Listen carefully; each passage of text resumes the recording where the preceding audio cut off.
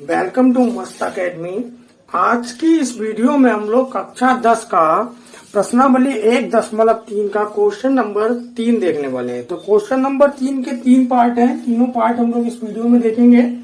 तो पहला पार्ट हमारा है 1/√2। पहला पार्ट है हमारा 1/√2। इसको सिद्ध करना है। सिद्ध करो कि निम्नलिखित संख्याएं अपरिमेय हैं। ये जो संख्याएं दी हुई हैं ये अपरिमेय हैं या नहीं है, ये सिद्ध करना है। तो ये सिद्ध करने के लिए इससे पहले भी हम लोग 2 क्वेश्चंस कर चुके हैं। तो इस क्वेश्चन में भी हम लोग क्या करेंगे, माना सबसे पहले हम लोग कल्पना कर लेते हैं। माना 1/√2 एक परिमेय संख्या है। परिमेय संख्या है। तो इसको जब हम मान लेते हैं 1/√2 परिमेय संख्या है, तो इसका मतलब ये हो गया, ये P/Q की फॉर्म में होगी।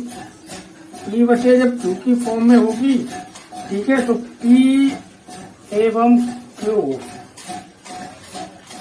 एक पूर्णांक होगा, और P और Q के कोई भी एक को छोड़कर उभयनिष्ठ गुणांक नहीं होंगे। P एंड Q के कोई भी उभयनिष्ठ गुणांक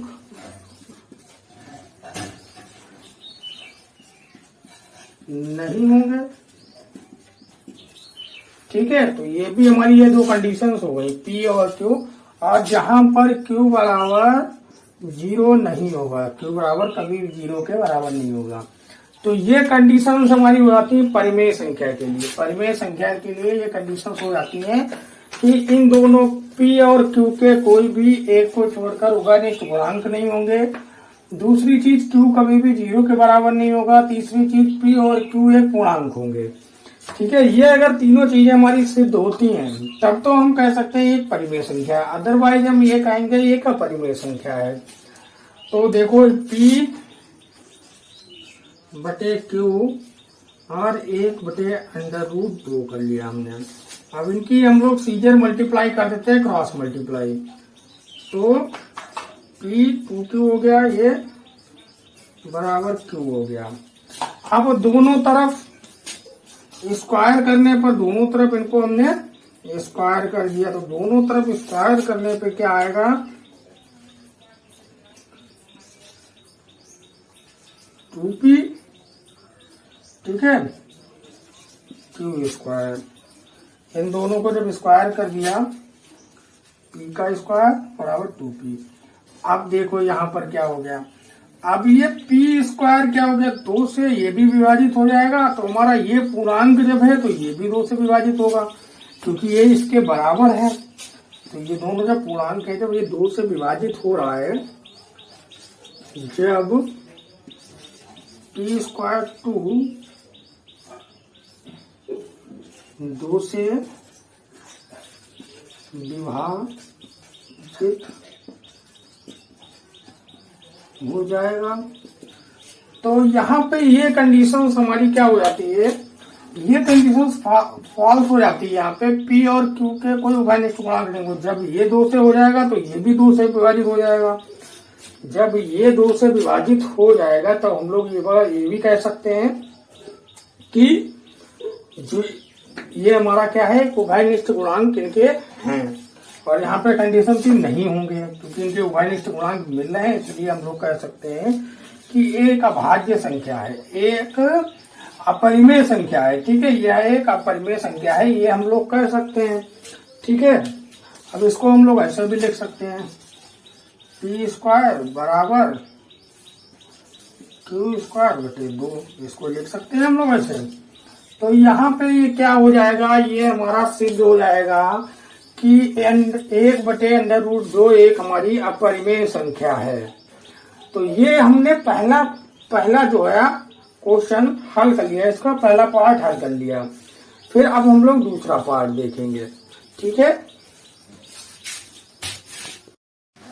अब हम लोग इसका भाग 2 देख रहे हैं, ठीक है।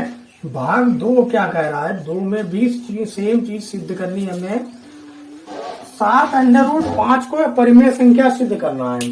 तो फिर से हम लोग भैया मान लेते हैं कि 7√5 एक परिमेय संख्या है, ठीक है, एक परिमेय संख्या है। तो जब हमने ये मान लिया ये एक परिमेय संख्या है, तो इसका Q जो होगा कभी भी 0 के बराबर नहीं होगा। दूसरी चीज P और Q एक पूर्णांक होगा, एक पूर्णांक होगा। तीसरी चीज ये है कि ये दोनों जो है एक उभय, इनका एक के अलावा कोई, ठीक है, एक के अलावा कोई उभयनिष्ठ गुणांक नहीं होगा। तो ये चीज भी होगा, एक के अलावा कोई उभयनिष्ठ गुणांक नहीं होगा। तब हम क्या करते हैं, देखो अब हम इसको लिखते हैं। तो ये हो गया, इसको माने P/Q परिमेय संख्या मान रखा है हमने, इसलिए बराबर 7/√5। अब हम क्या करते हैं, इसको √5 को यहाँ पे रखते हैं और P/Q और 7 कहाँ पे आ जाएगा, 1/7। यहाँ पे गुणा में था तो यहाँ पे भाग में आ जाएगा। अब देख लो भाई, हम लोग पहले ही भी सिद्ध कर चुके हैं कि एक √5 एक अपरिमेय संख्या है।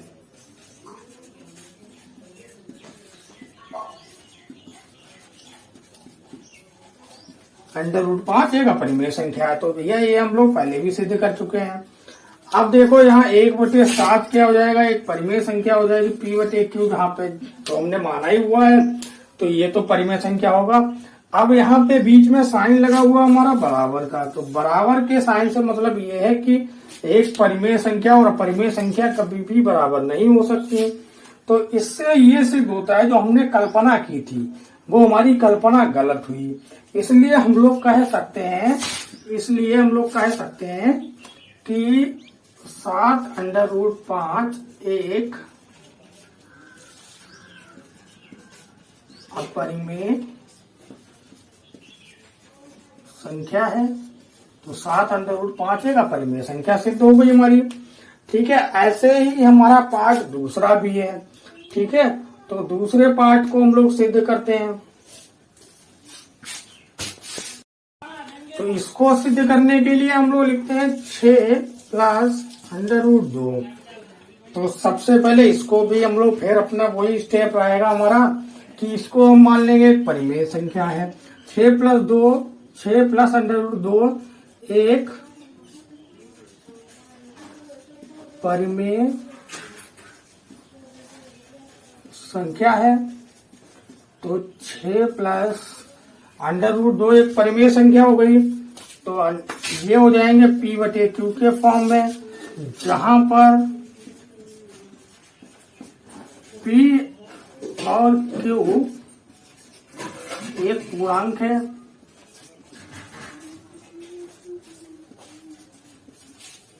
और इन दोनों के कोई भी उभयनिष्ठ गुणांक नहीं है। P एवं Q के कोई उभयनिष्ठ गुणांक नहीं है। तो ये भी हमारा सिद्ध करना है कि इन दोनों के कोई भी उभयनिष्ठ गुणांक नहीं है। तो इसके लिए हम लोग क्या करेंगे, ठीक है, इसको मान लिया, इसको हम लोग लिखते हैं 6 + √2। तो हम लोग इन √2 को एक तरफ ले लेंगे, √2 अब बराबर P/Q। अब 6 यहाँ पे प्लस में था, यहाँ पे जाएगा तो माइनस में हो जाएगा, ये आ गया। तो अब हम लोग कह सकते हैं कि इसको √2 को हम लोग पहले भी सिद्ध कर चुके हैं, परिमेय संख्या है।